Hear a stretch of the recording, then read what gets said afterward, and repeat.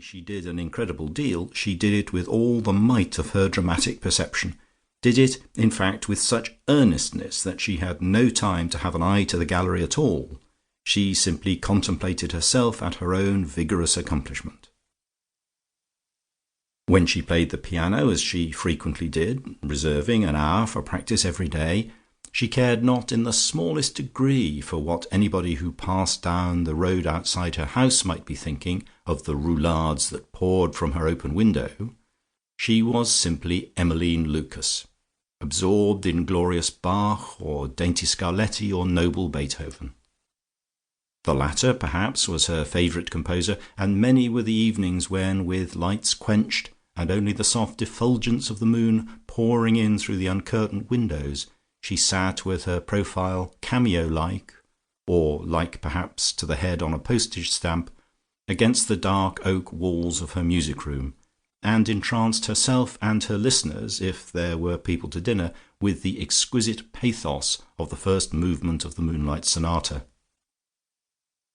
Devotedly as she worshipped the master, whose picture hung above her Steinway grand, she could never bring herself to believe that the two succeeding movements were on the same sublime level as the first, and besides they went very much faster. But she had seriously thought, as she came down in the train today and planned her fresh activities at home, of trying to master them, so that she could get through their intricacies with tolerable accuracy.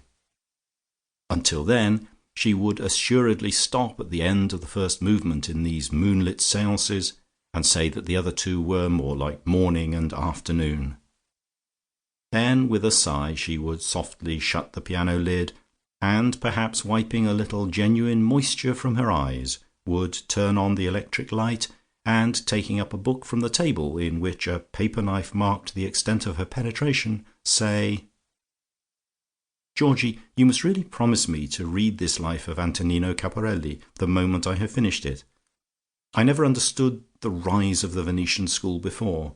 As I read it, I can smell the salt tide creeping up over the lagoon, and see the campanile of dear Torcello." And Georgie would put down the tambour on which he was working his copy of an Italian cope, and sigh too. "You are too wonderful," he would say. "How do you find the time for everything?" She rejoined with the apothegm that made the rounds of Riseholme the next day, "My dear, it is just busy people that have time for everything." It might be thought that even such activities as have here been indicated would be enough to occupy anyone so busily that he would positively not have time for more. But such was far from being the case with Mrs Lucas. Just as the painter Rubens amused himself with being the ambassador to the court of St. James, a sufficient career in itself for most busy men, so Mrs Lucas amused herself, in the intervals of her pursuit of art for art's sake, with being not only an ambassador but a monarch.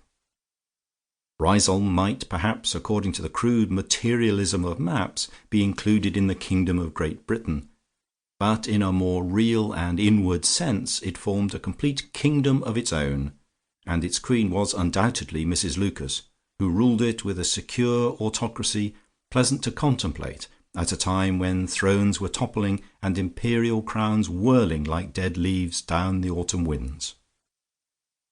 The ruler of Riseholme, happier than he of Russia, had no need to fear the finger of Bolshevism writing on the wall, for there was not in the whole of that vat which seethed so pleasantly with culture one bubble of revolutionary ferment.